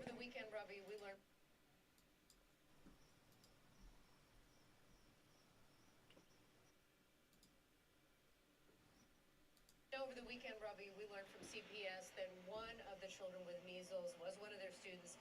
We have learned today that a second CPS student, also one of the children with measles. We're told that all the parents at those two schools have been notified and what to look for. And again, late today, we're hearing from city health officials about more cases in general in the city of Chicago of this highly contagious disease. City health officials speak publicly for the first time about the measles outbreak in Chicago and efforts to reduce the spread. Over the weekend, we identified all these people that were at risk, 6 months and under, and pregnant people, and those that are immunocompromised, to swiftly get them to a safe place where they wouldn't have any further exposure. The city has leaned on resources of the state and federal agencies in this effort, with now 8 cases that originated from the shelter for new arrivals on Halsted Street. 2 other cases were found elsewhere in the city, bringing the total to 10 in Chicago. Our IDPH is working very closely, assisting CDPH, Chicago Public Health Department, to address the challenges at the shelters as well as across the city to make sure that we're providing more and more vaccinations. The city's health commissioner reports 900 newly vaccinated residents of the shelter are asked to quarantine for 21 days until their immunity kicks in. This shelter, with many children now, is required to keep kids away from schools. Today, Yeah, so that's what's going on in Chicago right now. We know that is a sanctuary city. Plane loads of migrants heading over to Chicago since they announced that they was a sanctuary city, and now that we have a potential measles outbreak. And who knows? I mean, this is 10 right now that's reported. Who knows what it's going to look like within the next coming months? And it's just one of those things where most migrants that's coming over here are not vaccinated, for the measles, and in tight quarters like that, it's only a matter of time that some type of outbreak happens. I just did some research on what measles is because you always hear about it, like, oh, measles and mumps and all that stuff like that, but I had to like look it up. It's pretty contagious, bro. Yeah, Like it's it's like very contagious. Yes, very yeah, contagious. so you can't be playing around with that stuff. That's the first thing. The first thing that came up on the search was highly contagious. You know what I mean? I'm like, man, all Yes. Yeah, and that's why they talk about it in the schools and things like that. And you have to take your 3 weeks, and for your right. immune system to get it loaded. And that's why I just say it just goes back to, bro, like, we over here just playing around with it, acting as if, like, one, we already done spoke on it from the financial aspect of it, where we're spending all of this money for the migrants, and now we're talking about it from a health standpoint of measles. Who knows what other type of um outbreaks that this could happen, so yeah. And you're right. And it's that's just one of those things where it makes too much sense for that to be a thing. It's like one of them, common sense ain't common. Like, obviously they Right. should, when they first get over here, maybe put them in a virtual school, or put them in a condensed type of school, to where, like, okay, hey, like, you're here for a little bit, maybe next semester or next year, once you get acclimated to, the weather and things like that. Once you get all your vaccines, you're good to go. But you can, bro. We're literally having people with no shot records, no real IDs, as we've seen, just entering our workforce, airports, schools, and we already know that when you're young, your immune system is not there. So who's like this? This is elementaries, like what's going on in our daycares and things like that. Like, that's even worse, because we all know that once you put your kid in daycare, the first couple weeks, they're always sick. Right. Bro, this joint is saying exactly what you said. 3 weeks for that. Yeah, Imagine an adult getting that and telling your boss. You go telling your boss, like, yo, I need the next 3 weeks off. exactly. Take those 3 weeks, and then when you get back, pack your things because you're out of here. Yeah. 3 weeks, man. That's a long time to be out. And plus, your boss is gonna be like, you're lying. You know what I'm saying? You got no Right. measles. It's 2024. Right. Exactly. And yeah. Yep. Exactly. Yeah. And so I wanted to touch this right here. I felt this was this is every story, especially when it comes to the migrants, is wild, and it makes you scratch your head.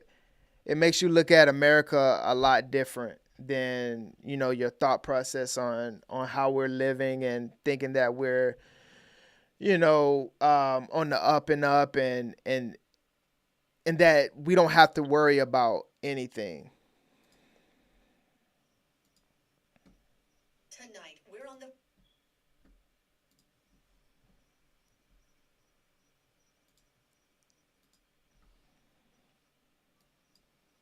Tonight, we're on the front lines of the fentanyl crisis. Nogales, Arizona. Half of all fentanyl seized coming in from Mexico is stopped here. But critics say the Biden administration is not doing enough. With fentanyl overdoses now the leading cause of death for Americans aged 18 to 45. Acting CBP Commissioner Troy Miller. You heard that right? 18 to 45, fentanyl is the leading cause of death. The Fent leading, dog. the fentanyl, the Fenty is the leading cause, bro. Not not car crashes, suicide, you know. Not New York subways. Exactly. It's the Fenty. Tells us virtually all This stuff is fentanyl is dangerous, brought man. across in vehicles. It's driven by men, women, young, old, U.S. citizens, Mexican citizens. And he tells us border agents have begun using a new technology to identify fentanyl hidden in vehicles. We watch as officers first question drivers and inspect cars. Then they may be referred for a scan. This is new technology that's been installed to x-ray cars that officers suspect might be carrying narcotics. It's been installed here in Nogales because it's considered the ground zero for fentanyl trafficking. But less than 5% of personal vehicles and 20% of commercial vehicles coming into the U.S. are actually scanned. Do you see those numbers? Yeah, man. We're talking about the number one leading cause of death. And look at our efforts to stop it. Less than It's a 5%. coin flip. It's worse than a coin flip. Yeah. Less Yeah. than 5%, bro. That lets you know that everything being pushed is an agenda because there are people making profit off of the sale and use of fentanyl. Exactly. With more new technology, Miller wants to bring those numbers up to 40% of cars and 70% of commercial trucks, but not for another 2 years. Why not scan every vehicle through an x-ray? We see 1 million people crossing our border every single day. If we tried to scan every single shipment and person coming into this country, we would shut down legitimate trade and travel. Just said it. Just said it, man. Like, yeah, we have the technology. Yeah, we have, the employees and things like that, but we don't want to shut down trade and travel. That's where the money's at. Bingo. So why would we search every car? Yeah, it's gonna take a while. It's gonna take a long time actually, and we know that. But we're talking about the number one leading cause of death in the U.S. Why wouldn't we They put don't all? stop this, bro. Yeah, right. Why wouldn't we put all of our efforts into stopping it though? Right. Because think about the guys that are coming through with the mixed pallets, right? So the guy's got 40 pallets of fentanyl, but he's also got 50 pallets of marketable goods. You know what I'm saying? Right. So what do? He gets a pass, right? Yeah, exactly. You know? Exactly. So And yeah, it's just one of those things where like you hear this as a citizen, as a a person that I think I have a little bit of common sense up there, and to just be like, okay, we have the scanners, we have what it takes in order to stop this issue, the number one leading cause of death. Why don't we just, hey, you either gotta find other ports, or you're just gonna have to wait your turn. And like, yeah, it could be you have to wait 15 hours, 16 hours a day, or whatever it takes. But like I said, we're literally talking about the number one cause of death at in the least one U.S. day a week they should do it like that, bro. You know what I'm saying? A couple days a week they can spare to shut it down like that, bro. Right. Because they can't let it get in like this every day. 95% if it gets in every day. Right. Exactly. Man, come on. Yeah. Exactly. That just sounds crazy. Yeah, less than 5% is a wild number to think that that's what's going on. They shouldn't even posted those numbers, bro, because it makes us look so crazy. Like, my thing is, like, on Mondays and Wednesdays, the day should rotate every week. that they shut down and doing thorough searches. You know what I mean? Because then Right. if you do on Tuesday and Thursday, you Yeah. better watch for the street. You know Right. what I'm saying? If they do that, then them boys will catch on. You know what I'm saying? Right. Yep. So rotate the days. There's got to be something, bro. But 95% getting in every day? All Exactly. right. Exactly. That's crazy. Biden warning Israeli.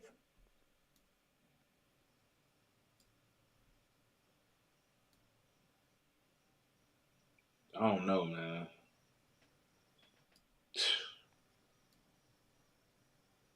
Okay.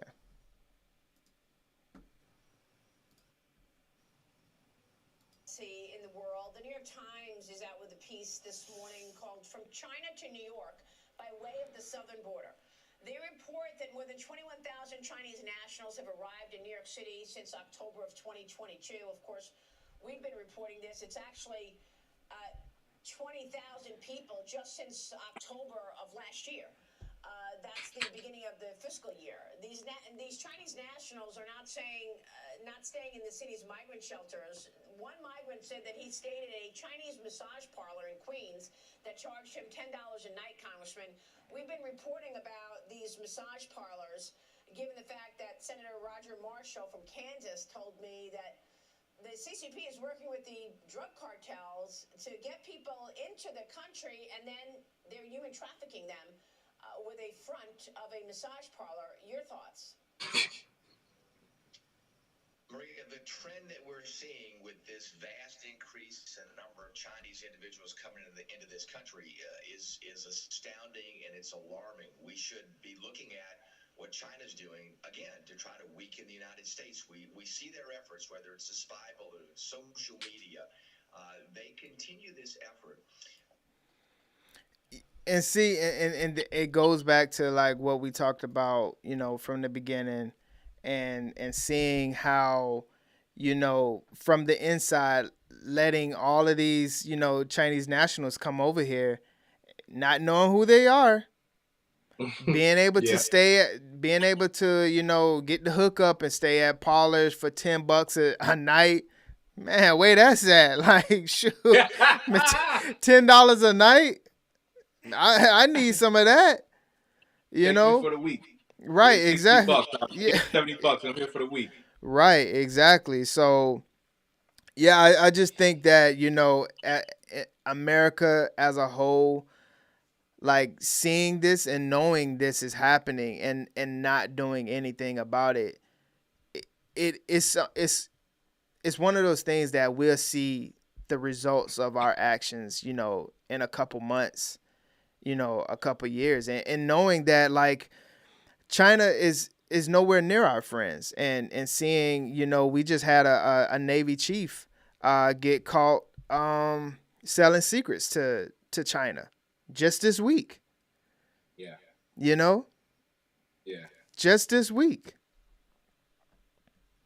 What do you get out of it? $42K, I guess. Right, exactly. And so yeah, I just wanted to touch the migrant, and the last piece that I wanted to touch tonight was our girl Tiff. Let's hear it. Let's hear it, you son of a gun. Right to those disturbing allegations against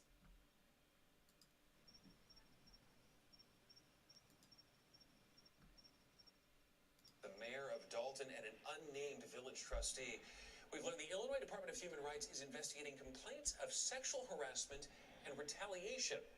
NBC5's Regina Waldrop has been poring over the documents in the case, and you're here now with what they reveal. Regina? Stephen Marion, a few days ago, NBC5 obtained complaints filed with the Department of Human Rights through a Freedom of Information request. Now, they're filed against Mayor Tiffany Henyard and the Village of Dalton and Thornton Township.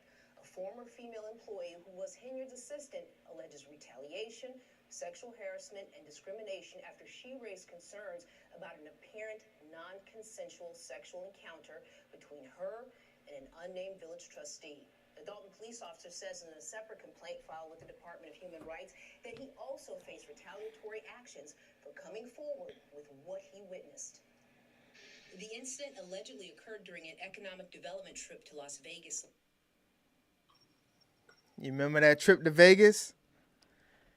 Yeah, got you. You remember that trip to Vegas that she was acting like she didn't have nothing to do with? This is why. Last May.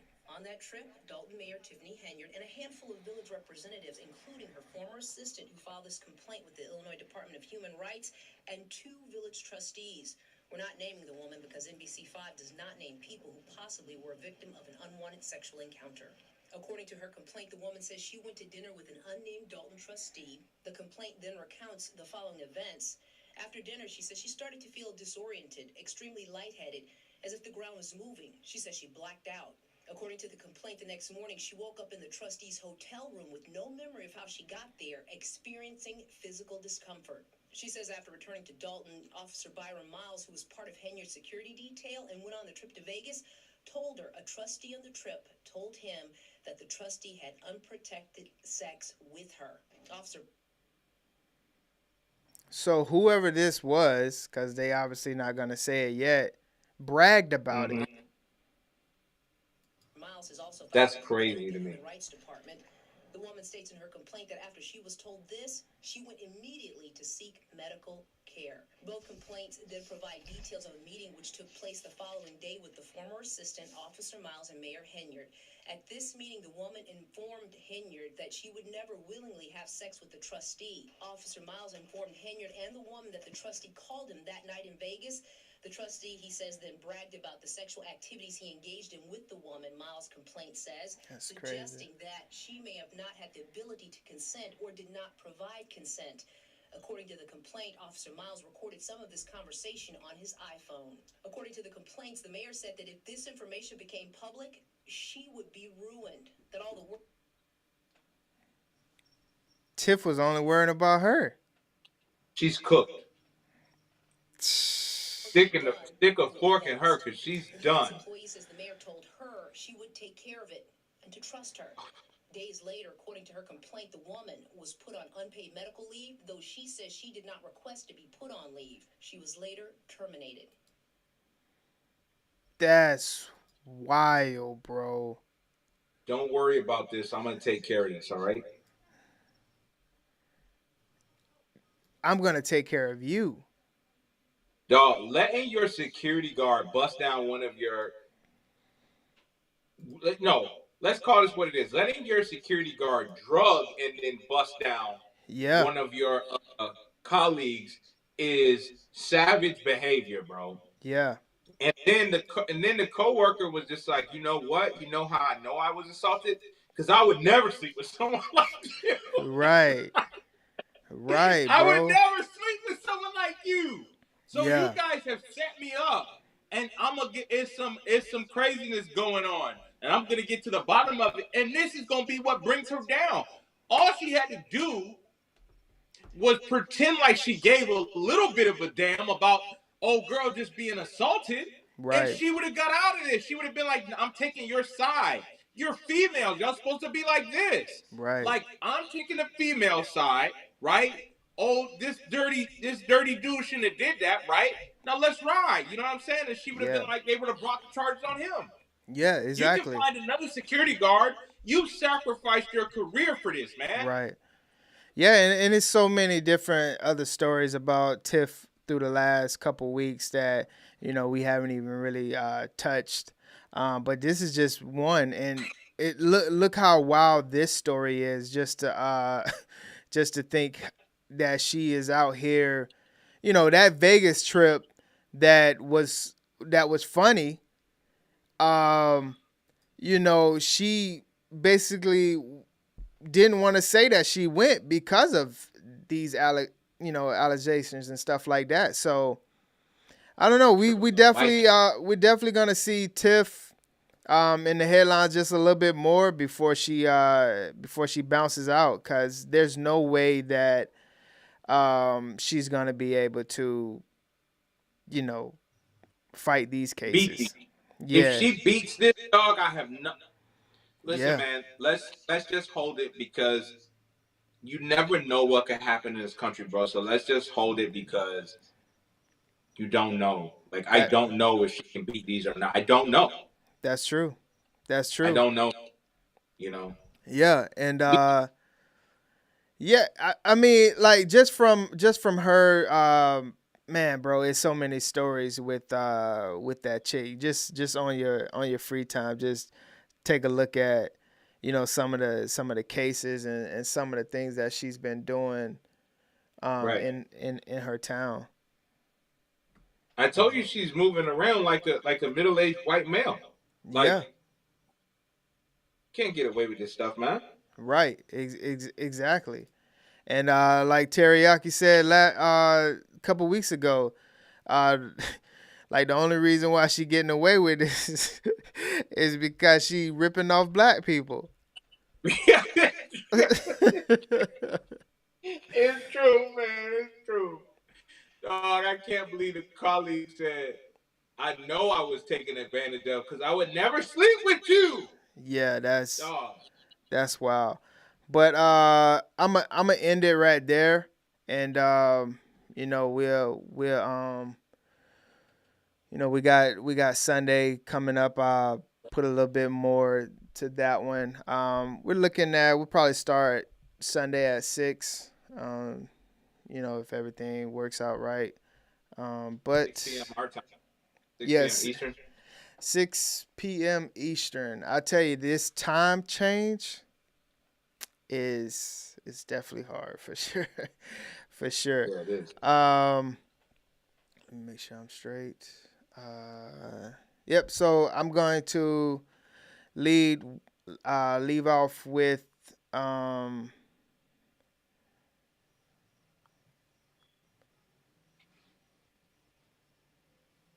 leave off with the word of what I was feeling this morning, and I'll see y'all on the next one.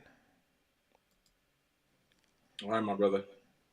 All right, so this episode, I wanted to kind of just highlight a little bit of Matthew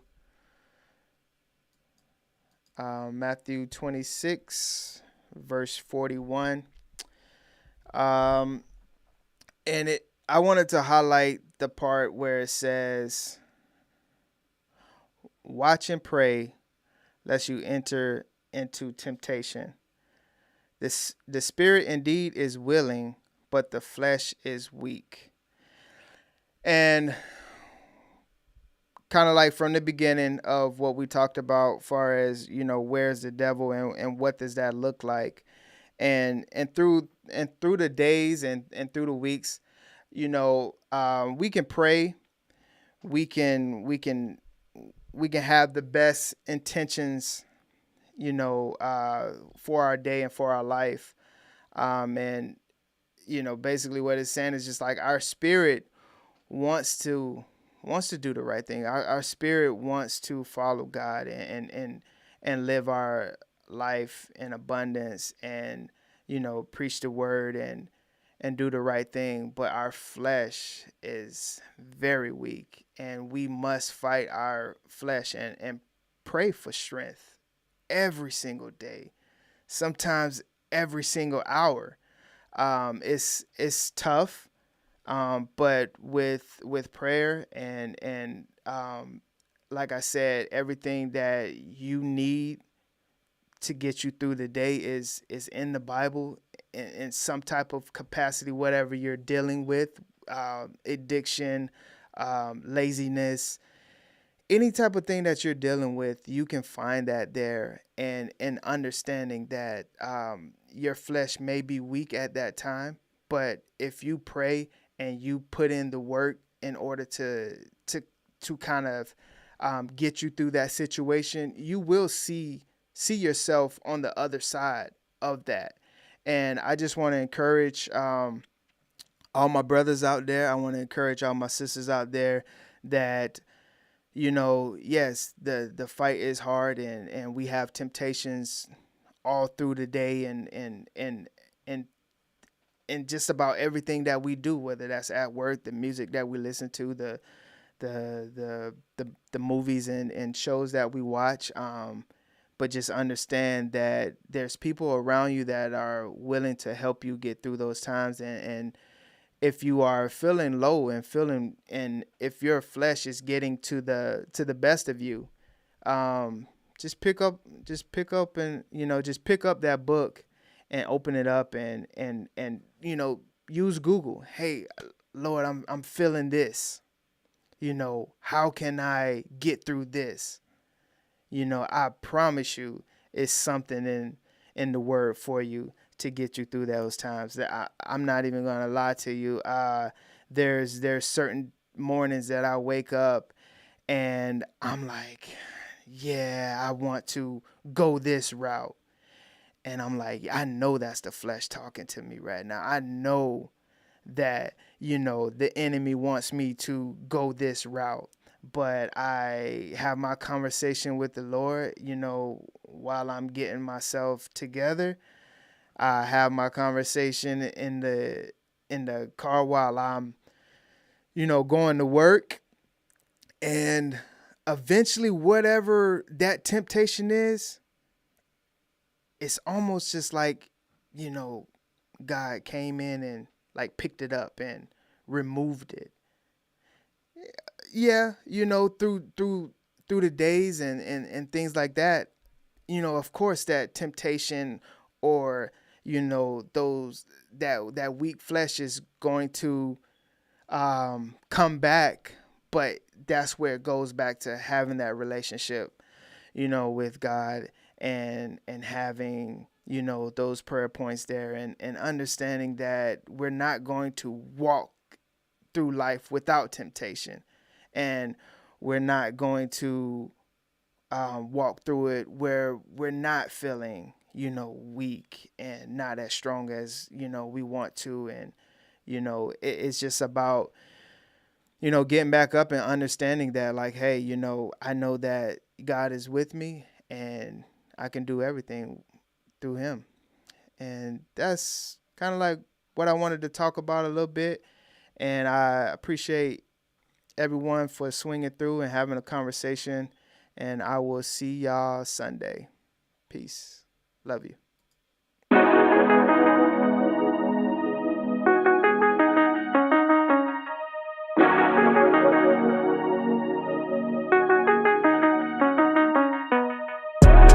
No pressure. Look, I got them bless you.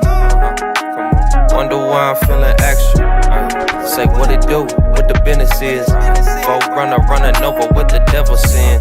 Shoes, pants, chest, shoulders. Get up, off me, don't get closer. It ain't over, till it's over.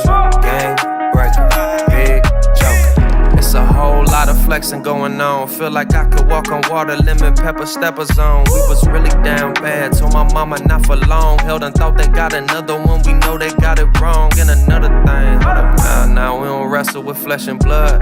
I was out here wildin', ain't the same way that I was. Tapping when I pray, I'm tapping like I know the blood. Back up with the hate, respectfully, it's all in love.